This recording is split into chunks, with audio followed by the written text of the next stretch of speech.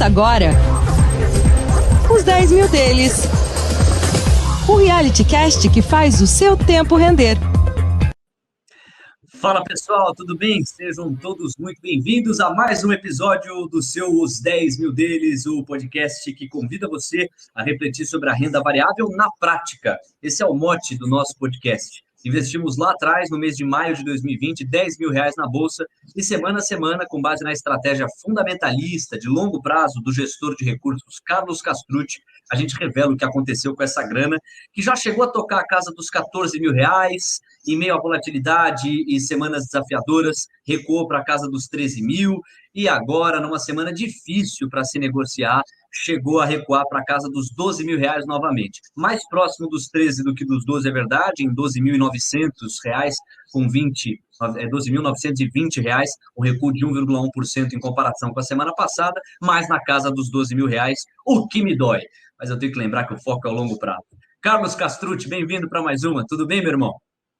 Fala, Léo, por aqui tudo em ordem, semana bastante movimentada, né? Tava brincando que eu precisava tirar umas férias aqui, porque não é possível que o mercado não vai dar uma trégua aí, mas brincadeiras à parte, esses momentos são muito bons para quem faz análise fundamentalista e investe baseado nesse tipo de estratégia, porque aí quando você enxerga as discrepâncias que ocorrem entre preço e valor, é nesses momentos onde você encontra as melhores oportunidades. Sem dúvida, né? Aquele efeito manada, aquele tom irracional que acaba derrubando excessivamente preços de empresas cujo valor é muito díspare daquilo que o painel de negociações mostra. E aí, quando essa assimetria aumenta, o olho do investidor fundamentalista brilha ainda mais para aumentar a posição nessas empresas cuja distância entre preço e valor aumentou ainda mais. Vamos destacar, então, o fato de que essa semana foi bastante volátil. Eu gostaria de começar trazendo os fatos do exterior. Primeiro, trazer que a Câmara dos Representantes dos Estados Unidos, exatamente como a Câmara dos Deputados funciona aqui no Brasil, aprovou o pacote de 1,9 trilhão de dólares para que esta quantia seja injetada na economia dos Estados Unidos. Tá certo que ainda há um ritual democrático, essa aprovação ainda vai depender do Senado, e aí sim vai para a sanção do presidente Joe Biden, então há um tempo ainda para que esse movimento ocorra, mas é muito positivo para o governo de Joe Biden, que inclusive já quer pensar em outras pautas e está um pouco amarrado enquanto esta não anda, é muito positivo que a Câmara dos Representantes tenha aprovado. O raciocínio é muito rápido e fácil de fazer, mas essa injeção gigante de dinheiro na economia mais forte do planeta, você tem um certo excesso de liquidez que acaba respingando nas bolsas americanas e em outras bolsas pelo mundo, o que acaba também contribuindo para que a Bolsa Brasileira, por exemplo, receba aporte capital estrangeiro. Vamos ver como é que esse movimento se dá nas próximas semanas. Destacar também o discurso de Jeremy Powell. Ele é o presidente do Fed, o Federal Reserve, que naturalmente cuida da política monetária nos Estados Unidos e se preocupa com o mercado de trabalho. O que a gente vai destacar do que falou o Jeremy Powell ao longo da semana? O fato de ele ainda encarar a inflação como algo transitório, os Estados Unidos, para o Brasil, que é um país já acostumado com hiperinflação, já teve traumas relacionados a esse disparo geral dos preços nos produtos e serviços, uma inflação de 0,3%, 1% não é nada. Para os Estados Unidos, é notícia. Os americanos se preocupam quando houve um número como esse, bem diferente daqui. E a inflação está se levantando nos Estados Unidos, ainda que comparado a moldes brasileiros, de um jeito muito tímido. Mas o Jeremy Powell entende que essa é uma inflação transitória, própria desse momento em que há muita injeção, excesso de liquidez para que a economia norte-americana reaja. E ele coloca que não vai subir juros até que as condições econômicas dos Estados Unidos substancialmente apresentem melhoras. Quando a gente fala de taxa de juros nos Estados Unidos, é preciso pensar nos treasuries americanos, que são os títulos de dívida dos Estados Unidos. Costumam ser vistos e tidos como os títulos mais seguros do planeta. É você emprestar dinheiro para um governo que tem muita credibilidade e tem a moeda que basicamente faz a mediação de todas as transações econômicas planeta adentro, o dólar. Quando essa taxa de juros sobe, no caso dos yields americanos, quando a dívida pública dos Estados Unidos, os títulos de dívida, hidratam prêmio, aumenta os juros em torno deles, isso geralmente costuma levar a uma situação de alerta, sobretudo quando ocorre com muita rapidez, como a que a gente viu na semana passada e ainda monitora esta semana. há sim um aumento aí nos yields americanos, que o planeta fica ali monitorando com medo em torno de inflação nos Estados Unidos. A gente segue monitorando também, embora o Jeremy Powell tenha tranquilizado o mercado ao dizer que se trata de algo transitório. Muita rotação no mercado, um movimento de carteiras que acaba trazendo um abandono das empresas growth, que acabaram sendo empresas de proteção nesse contexto de pandemia, empresas que querem crescer muito, geralmente associadas à tecnologia, e um retorno para empresas velho, ou seja, que tem valor intrínseco muito forte e tem algum grau de tradição maior. Para fechar e passar para o Carlos para ele trazer um comentário que ele julgar importante aqui nesse contexto, S&P recuou 1,6% na semana, Nasdaq caiu 3%, o índice Nasdaq é mais exposto às tecnológicas, às empresas growth, que são aquelas que estão sendo, entre aspas, abandonadas, e o Dow Jones caiu 1,5%. Diga lá, Carlos. Bom, eu acho que você conseguiu dar aqui um belo panorama sobre o cenário externo, né? A maior preocupação é com a questão da taxa de juros, né? Como a gente comentou já no episódio 40, o último que a gente gravou, um aumento nas taxas de juros impacta diretamente o preço dos ativos por conta do desconto de fluxo de caixa das empresas, e essa rotatividade que a gente viu no mercado, ela acontece muito por conta das empresas de tecnologia negociarem a múltiplos mais altos, né? Então, múltiplos de preço por lucro ou qualquer múltiplo que você queira adotar aí na questão de preço com relação a uma medida contábil. E quando a gente tem um aumento de taxa de juros, esse impacto é muito maior em empresas com múltiplos esticados do que em empresas com múltiplos baixos, que é o caso das empresas velho, e aí a gente está falando de bancos, do setor de construção civil, setor de energia elétrica, saneamento e assim em diante. Boa, Carlos. Vamos falar um pouco de Covid-19. Bom, o cenário é dramático, eu não vou aqui ficar batendo nas teclas que você já deve estar ouvindo há algum tempo. A curva de infectados e de mortos não para de crescer, há um risco real, concreto, de colapso no sistema de saúde, e por isso vários estados, várias cidades, capitais têm tomado as medidas mais restritivas possíveis. Para ilustrar, vamos falar de São Paulo, que a partir deste sábado próximo, nós estamos hoje no dia 4 de março, gravamos numa quinta-feira, sexta-feira dia 5, sábado dia 6 de março, o estado de São Paulo reinsere na sua rotina a fase vermelha, que é a mais restritiva durante a pandemia, aquela que fecha praticamente todos os serviços tidos como não essenciais. E assim vai, no mínimo, até o dia 19 de março, mas não está descartada uma prorrogação. Portanto, aquele freio na movimentação das pessoas, na circulação de produtos e mesmo de serviços, com mais intensidade, o que acaba, claro, trazendo consequências econômicas, mas que são pequenas, perto do que pode significar um colapso no sistema de saúde. A gente segue monitorando essa história e segue de olho nos planos de imunização do Brasil. Ficou para trás da fila, errou em vários momentos sobre a sua estratégia de condução nesse aspecto do campo de vacinação e agora tenta correr atrás do prejuízo. A semana trouxe algumas evidências aí de acordo entre o Ministério da Saúde e algumas empresas que oferecem vacinas para que o Brasil corra atrás do tempo perdido. Torçamos para que isso de fato ocorra. Por falar em Brasil, vamos aqui, verde e amarelo adentro, repercutir os principais fatos da semana.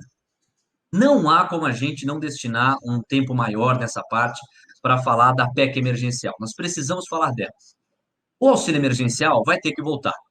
4 parcelas de R$ 250, possivelmente a primeira delas ainda no mês de março. Mas a equipe econômica, encabeçada por Paulo Guedes, exigia contrapesos para custear essas 4 parcelas. Exigia algumas compensações através da PEC emergencial para viabilizar o pagamento dessas 4 parcelas de R$ 250. Do contrário, o gasto público segue aumentando demais e aí você tem uma percepção de risco fiscal enorme, uma defasagem fiscal muito grande no Brasil. Especulou-se ao longo da semana que a PEC emergencial poderia afastar os gatilhos, ou seja, essas compensações de cuidado com os gastos públicos, só para 2025 ou mesmo tirá-las da discussão. E o mercado reagiu muito mal, porque seria praticamente uma pedalada aí, entre algumas aspas, né? Um jeitinho para você empurrar com a barriga o verdadeiro problema, que é o fato de que os recursos são escassos e precisam ser manejados com responsabilidade fiscal. O final da história você já sabe, foi aprovado no primeiro turno e no segundo turno o texto no Senado, conseguiu aí uma aprovação importante, a PEC emergencial, com um placar mais elástico no primeiro turno do que no segundo turno, mas ainda assim um placar suficiente para aprovação, e a PEC emergencial contemplou os gatilhos de compensação para custear, para viabilizar essas parcelas do auxílio emergencial, que você sabe, vão para a mão da parcela mais vulnerável da sociedade no momento em que a pandemia, ainda numa crescente aí de drama e de problemas, apresenta para o país. A gente ainda fica de olho em como isso vai repercutir, mas o fato é que neste dia em que se especulou que a PEC poderia desconsiderar os cuidados fiscais, o Ibovespa chegou a cair para 107 mil pontos. Aí veio um tweet do presidente da Câmara dos Deputados, Arthur Lira, dizendo que eram infundadas as preocupações, como quem diz, o mercado pode ficar tranquilo. Não só compraram a credibilidade do Arthur Lira, como projetaram nele um real defensor de cuidados fiscais, que poucos minutos depois o Ibovespa subiu e recuperou o fôlego para chegar na casa dos 111 mil pontos. Foi a grande novela da semana. De novo, a percepção de risco é a pauta em cima de PEC emergencial e do cuidado com os gastos. Ainda no radar, a interferência possível do Estado nas estatais, com o perdão da redundância, desde aquele último anúncio de Jair Bolsonaro, a queda de Roberto Castelo Branco pela substituição do general Lune Silva, abriu-se espaço para preocupações quanto à interferência em outras estatais, como o próprio Banco do Brasil, etc. E os discursos de Guedes. Guedes deu uma entrevista essa semana para o influenciador Thiago Nigro, do Primo Rico, lá no Primo Cast, e foi muito enfático no cuidado com as contas, na sua responsabilidade fiscal. De alguma maneira, isso acabou sendo muito bem recebido pelo mercado. O Ibovespa quase estável na semana, apesar dessas idas e vindas, e o dólar continua subindo, já está na casa dos R$ 5,60, 2,6% de crescimento da semana passada para esta semana. É legal, Carlos, a gente avaliar a pressão cambial, porque ela costuma refletir também a percepção de risco de um país, né? Quando o dólar sai daqui, geralmente é porque o país não está com um bom ambiente de negociações. Dólar saindo, o custo do dólar frente ao real dispara. Perfeito, Léo. Bom, vou aqui na ordem, tá? Então, começar falando da questão da PEC emergencial. No final foi ótimo, né, que conseguiram aprovar com a compensação. É uma coisa assim que me incomoda no cenário político de uma forma geral no Brasil, né? Quando você, a gente, por exemplo, tem que aumentar um gasto com saúde porque machucou um braço, alguma coisa assim, o que a gente faz se a gente não tem dinheiro suficiente? A gente compensa, a gente para de sair comer no restaurante, para de gastar com coisas que não são essenciais. Quando a gente fala de governo, a última coisa e quando eu falo governo, eu não estou falando do presidente, estou falando da instituição governo, que envolve o poder legislativo e o poder executivo. Nunca se fala em redução de despesas, né, de uma despesa para compensar o aumento de outra. Sempre ficam tentando dar voltas e assim em diante. E isso não é bom, né, não é saudável. E ainda bem que, quando a gente fala dessa PEC emergencial, a gente acabou aumentando gastos de um lado e reduzindo gastos do outro. Por isso que o mercado reagiu super bem. E esse dia até eu levei um susto, assim, porque eu tinha uma reunião no período da tarde e quando eu cheguei na reunião, a bolsa estava caindo uns 2%. Aí, quando eu fui descer no elevador, que fica aparecendo as cotações da bolsa ali no final da reunião, a bolsa estava caindo 3 e pouquinho. Entrei no meu carro, fui olhar ali as cotações e a bolsa estava no 0 a 0. Falei, nossa, o mercado está realmente movimentado, Brasília fazendo preço. Mas como eu já comentei algumas vezes e vale enfatizar, foco nas empresas e não em Brasília. Use Brasília para se aproveitar das oportunidades, né? Sem dúvida, foi uma grande vitória de Paulo Guedes. Ele saiu muito fortalecido depois de toda essa novela, dessas idas e dessas vindas, e o mercado também acabou antecipando uma comemoração que, simbolicamente, o gesto visto na semana acaba sugerindo, que é um alinhamento entre Rodrigo Pacheco, presidente do Senado, Arthur Lira, presidente da Câmara, e Paulo Guedes. Se esse trio estiver alinhado, a tendência de reformas e aumento da eficiência da máquina pública é mais realidade. O mercado gosta, se empolga com isso. Carlos, como é que fica a nossa carteira nessa chuva de acontecimentos? A gente viu aí um recuo de 1,4%, não foi legal, naturalmente, né? Recuamos ali para casa dos 12.920 reais, mas as oportunidades também se abriram. A Vale foi o destaque positivo, com um aumento de 3,3% da semana passada para essa, e as lojas americanas recuaram 5,5%. Talvez uma certa correção, porque na semana anterior houve uma guinada no preço dos papéis das lojas americanas em função daquela aliança possível com a B2W, né?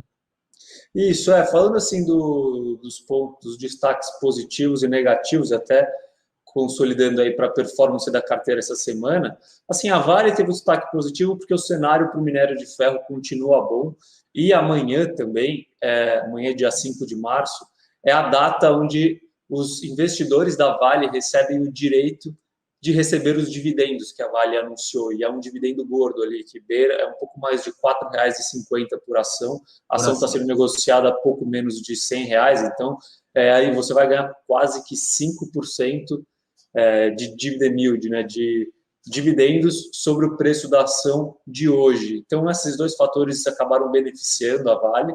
E quando a gente fala das lojas americanas, sim, tem a questão da correção por conta da alta na semana passada, mas mais do que isso, por conta dessa instabilidade política e dessa volatilidade excessiva, a gente teve um pessimismo grande com empresas de economia doméstica, né? Então, não só lojas americanas, mas outras empresas como Via Varejo, setor de construção civil, todos esses ligados mais à economia doméstica acabaram sofrendo essa semana, e isso foi um dos principais fatores que fizeram a nossa carteira desempenhar pior do que o Ibovespa nessa semana. E aí eu aproveito o gancho para perguntar sobre a sua visão. Oportunidades surgiram? Você pensou num recalibramento ali dos nossos papéis? Traz um pouquinho do panorama. Bom, Léo, começar falando aqui então um pouquinho da minha visão de mercado, tá? Para o cenário atual. Essa volatilidade recente que a gente tem visto nos preços dos ativos, mais um pessimismo, na minha opinião, excessivo com o cenário doméstico, né, com a economia doméstica, trouxeram distorções muito grandes no mercado e, consequentemente, na minha opinião, oportunidades de investimento, tá? O Ibovespa, no final, ele acabou ficando meio estável, né? Se você pegar no consolidado desse ano, está caindo muito pouco, mas isso é principalmente por conta do desempenho de empresas growth e das empresas ligadas ao setor de commodities, que são empresas dolarizadas, né, e que estão surfando nesse boom de commodities. Mas quando a gente pega as empresas de setores vinculados à economia doméstica e que são negativamente impactados por um aumento da taxa de juros também, elas vêm sendo duramente penalizadas, tá? Não as empresas, mas o preço das suas ações, por conta, mais uma vez, do pessimismo, tá? E aí, então, consolidando tudo isso, na minha visão e seguindo as minhas premissas, tá? Então, as minhas estimativas para o futuro das empresas, a expectativa de retorno nessas empresas ligadas à economia doméstica, então a gente fala do setor de varejo, setor de construção, bancos e o setor de utilidade pública, né, saneamento e energia elétrica, ficou muito acima da minha expectativa de retorno para as empresas com características mais growth, né? Então, empresas que crescem muito. E utilizando projeções de crescimento muito mais factíveis para as empresas velho, né? Então, quando a gente fala, por exemplo, de uma projeção de Banco do Brasil, eu projeto ali um crescimento na perpetuidade, que a gente chama, de um pouco menos de 4% ao ano. Então, assim, é abaixo do crescimento do país, porque aqui eu estou falando em termos nominais, ou seja, o crescimento do PIB, que é um valor real, mais a inflação, né? Então, é um crescimento super conservador. E quando a gente fala, por exemplo, de empresas growth, eu estou falando de crescimentos de mais de 10% na perpetuidade, entendeu? Que são muito... A chance de dar errado é muito maior do que numa empresa que cresce 4%. E aí, esse movimento acabou te levando a diminuir posição de alguns papéis growth, mais dolarizados, e rever a posição das value. A gente pode fazer essa conclusão. Sim, Léo. Assim, até é importante destacar aqui dois conceitos diferentes, tá? Existe a alocação estratégica e alocação tática. O que é alocação estratégica? É a sua estratégia de investimentos. Então, é ter, no meu caso, por exemplo, no fundo, é ter uma carteira de investimentos diversificada em empresas growth, empresas value, com retornos atrativos, claro, não é diversificação pela diversificação. E, então, isso é a minha alocação estratégica, que é o que normalmente ocorre, e eu diria que é a velocidade de cruzeiro do fundo. Só que, dependendo do cenário, às vezes a gente acaba fazendo desvios, que a gente chama de desvios táticos na estratégia. E, no caso atual, o que eu tenho feito é um desvio tático, onde eu reduzi consideravelmente a posição em ações do tipo growth, não porque eu acho que elas são ruins, tá? Então, por exemplo, empresas como TOTOS, Redditor, que eu já defendi muitas vezes aqui, a posição delas, por exemplo, acabou sendo reduzida drasticamente, não porque eu acho que as empresas são ruins e nem porque eu acho que o retorno delas não está atrativo, mas porque a diferença do retorno de empresas ligadas à economia doméstica e mais com características velho, em comparação com a expectativa de retorno dessas empresas, está muito discrepante, tá? E então, assim, para você ter uma ideia, essas empresas growth, mais uma vez, vou destacar aqui, baseado nas minhas estimativas, eu projeto ali um retorno anual para os próximos 3 a 4 anos na casa de 20%, tá? Talvez um pouquinho a mais, talvez um pouquinho a menos. E quando eu falo de empresas, algumas delas de varejo ou de construção civil ou mesmo bancos, eu estou falando de um retorno esperado com base nas minhas premissas, um retorno anualizado, né, para os próximos 3 a 4 anos, de 30% a 40%, às vezes passando até de 40% ao ano, entendeu? Então, para mim, essa distorção, 20% de retorno ao ano é ruim? Não, é ótimo. Mas quando eu tenho opções ali acima de 40% ao ano, ou acima de 30% ao ano, eu preferi optar por concentrar a nossa carteira mais nessas empresas com um retorno mais atrativo na minha visão, tá? Então, só para fechar esse raciocínio, eu reduzi bastante a posição em empresas growth, aumentei a exposição a empresas ligadas à economia doméstica e com fundamentos sólidos, tá? Isso é importante destacar, então não são empresas com grande risco de execução. E com isso, a nossa carteira agora, por exemplo, tem 9% dela no setor de construção civil, que era algo que a gente tinha uma posição bem menor até o começo desse ano. E as nossas 3 maiores posições atualmente são Banco do Brasil, Bradesco e Via Varejo, tá? Em tamanhos iguais, todas representam, cada uma delas representa 12% da nossa carteira. 36% da nossa carteira, então, em Bradesco, Banco do Brasil, setor bancário em peso, 24% aí, e Via Varejo, setor, como o próprio nome sugere, varejista. Inclusive, eu uso esse gancho para falar dos resultados do 4º trimestre da companhia, resultados que foram divulgados em balanço esta semana e que foram muito positivos, animaram aí os atores do mercado. Só antes, para ver se eu entendi bem o conceito a que você se referiu, Carlos. Quando você está falando de tática, você está falando aí de alterações momentâneas em função de uma assimetria que se coloca na sua frente e você não quer desprezar. Quando você está falando de estratégia, aí sim é mais longo prazo, com base nos fundamentos dos quais você não quer abrir mão. É isso. Sim, assim, só é importante destacar que tanto o estratégico quanto o tático tem bases fundamentalistas, tá? Perfeito. Mas enquanto no estratégico a gente fala de uma alocação mais equilibrada, então por mais que você veja uma diferença de retornos ali, um está dando 30, outro está dando 22, a gente opta por sempre deixar uma carteira mais equilibrada, mais diversificada. A questão do desvio tático segue a base fundamentalista, porque os retornos que eu projeto são com base em análise fundamentalista. Só que como esses retornos estão muito discrepantes, eu optei por concentrar mais nessa ponta aqui, entendeu? Onde os retornos estão mais atrativos. É simplesmente isso. E, claro, é momentâneo, mas o que é momentâneo? É enquanto eu continuar enxergando essas distorções de retorno esperado. Quando essas distorções forem corrigidas, nada impede que você abandone o tom mais tático e readote o tom mais estrategista. O mais legal da tua fala é que a essência dos dois movimentos é a mesma. não dispensa esses pressupostos aí estatísticos, fundamentalistas, para você embasar, orientar as suas decisões. Vamos falar da Via Varejo, então. Os resultados da Vara, como é falado aí no dia a dia, né? A galera se refere à Via Varejo como Vara. Conta aí, Carlos, qual foi a sua percepção? Vamos repercutir alguns dos números. Bom, vou fazer aqui um breve resumo, tá? Eu acho que, assim, o primeiro ponto, na minha opinião, os resultados foram bons, tá? Foram ótimos.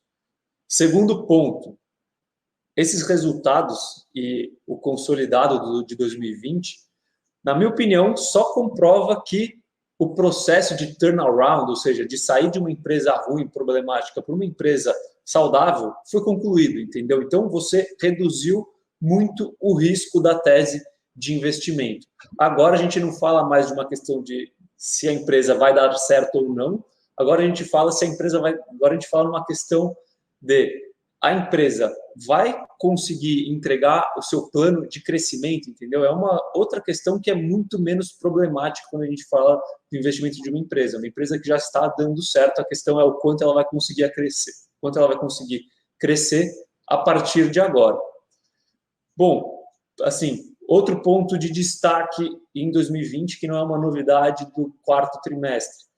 Quando a gente fala de saúde financeira da empresa, a empresa se desalavancou, né, com aquela oferta de ações que ela fez no meio do ano de 2020. Então, ela resolveu o seu problema de balanço. Hoje em dia é uma empresa desalavancada, ela não tem uma dívida que pode comprometer a liquidez da empresa e nem a solvência da empresa quando a gente olha para o balanço dela hoje. Isso é ótimo, é mais um fator de redução de risco na tese de investimento.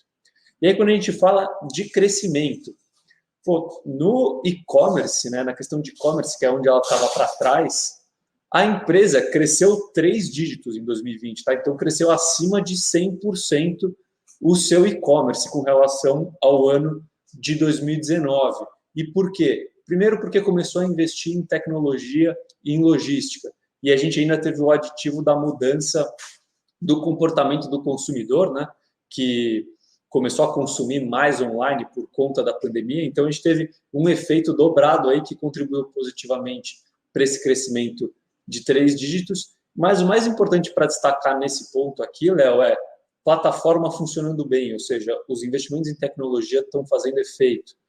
Estratégia de vendas está sendo boa, então eles estão com um mix de produtos competitivo e a preços competitivos, quando a gente fala na questão do e-commerce.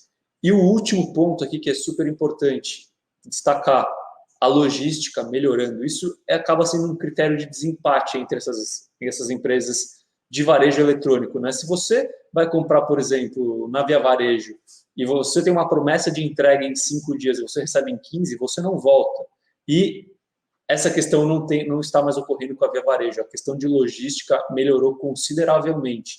Então, esses fatores contribuíram para esse crescimento de 3 dígitos no e-commerce da empresa e devem contribuir para um crescimento futuro do e-commerce da empresa. Não de 3 dígitos, né, que isso é bastante exagerado, mas um crescimento positivo, tá? E para consolidar aqui a parte de e-commerce, então, com isso tudo colocado, a empresa ganhou participação de mercado, tá? A Via Varejo agora tem uma fatia maior do e-commerce do que ela tinha antes, ou seja, ela cresceu mais do que o mercado na média. E dependendo do estudo aqui, estima-se que a empresa ganhou de 4 a 6,5% de market share, ou seja, de participação de mercado no e-commerce, só no ano de 2020. Eu não sei se você quer comentar alguma coisinha aqui na parte de e-commerce, Léo, antes de eu ir para as considerações finais aqui. Não, dizer que a percepção geral foi muito positiva e a tua explicação prova o porquê, né? Porque são números animadores. Eu tenho um complemento sim para te fazer.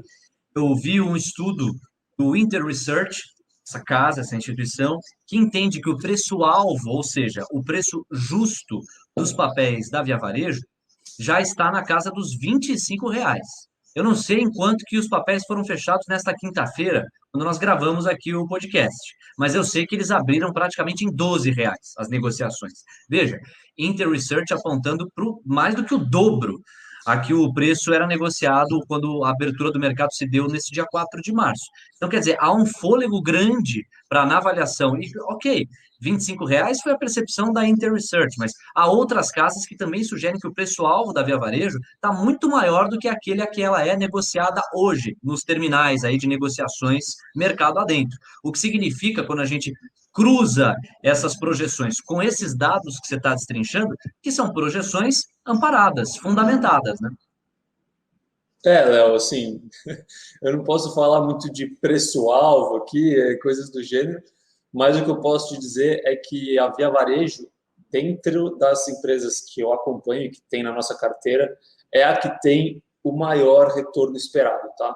Então, com base nos números que eu venho falando aí, dá para ter uma noção de qual que é o retorno que eu espero ao ano para a empresa com base no preço de hoje dela, tá? E na perspectiva de crescimento dos seus lucros lá na frente. É bastante considerável com base nas minhas premissas, mais uma vez, nas minhas projeções, que podem ter errado, tá? Então, bom, mas para fechar, então, aqui falando do resultado, consolidando tudo, o faturamento da empresa, mesmo numa época de pandemia, e considerando loja física e a parte online, né? Então, as lojas físicas, como todo mundo sabe, ficaram fechadas por algum tempo. Mesmo assim, a receita da empresa cresceu 15,4% no ano de 2020, comparado com o ano de 2019. A empresa ganhou margem operacional, ou seja, ela está mais eficiente e, no final das contas, gerou lucro, tá? Então, assim, fechando aqui o raciocínio do resultado, foi muito positivo, na minha opinião. E aí, voltando para a questão do preço que você comentou, Léo, assim, quando eu falo, eu nunca gosto de comparar só preço de hoje com preço do passado para não ter o viés de ancoragem. Assim, o preço normalmente não quer dizer nada, mas como eu já fundamentei aqui, com base nos fundamentos da empresa mesmo, na questão de resultados, eu acho que vale fazer uma comparação de preços aqui da Via Varejo. Em janeiro de 2019, Léo, quando a empresa ainda estava alavancada e estava começando o seu processo de virada, né, seu processo de turnaround, a empresa estava negociando a R$16. No meio da pandemia, ali, a empresa chegou a cair para R$4, mas ali, bem no auge da pandemia, quando ele não estava com esse crescimento expressivo do e-commerce, a empresa fez essa oferta subsequente de ações a R$15 e teve uma demanda assim, enorme por essas ações no meio da pandemia, tá? Então, a gente está falando ali de junho, se eu não me engano, maio, junho. Hoje, que a empresa já concluiu seu processo de turnaround, está em crescimento, entregou crescimento em 2020, tem perspectivas de crescimento lá para frente, a empresa está negociando a R$12. Então, assim, dá para perceber que provavelmente existe uma distorção de preço aí em Via Varejo. Muito bem destrinchada essa distorção por você aí na sua tese. Tem mais algum ponto, Carlos? Ou a gente já pede para o árbitro apitar? Que hoje passou rápido demais, né? Acho que por hoje é só, né? Tá bom, né? Tá bom. Carlos, muito obrigado. Sempre uma aula.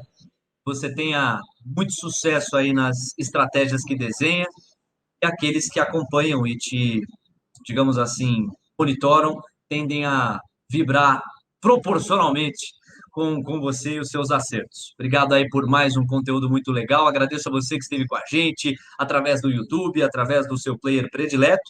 E semana que vem, nós não sabemos como estaremos, mas uma convicção nós temos. Aqui estaremos para explicar o que rolou. Obrigado a todos e um grande abraço. Carlos Castrucci, até mais.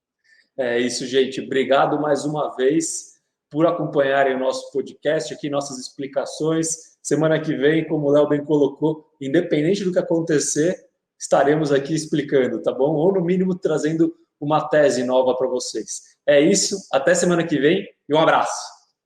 Tchau, gente. Obrigado.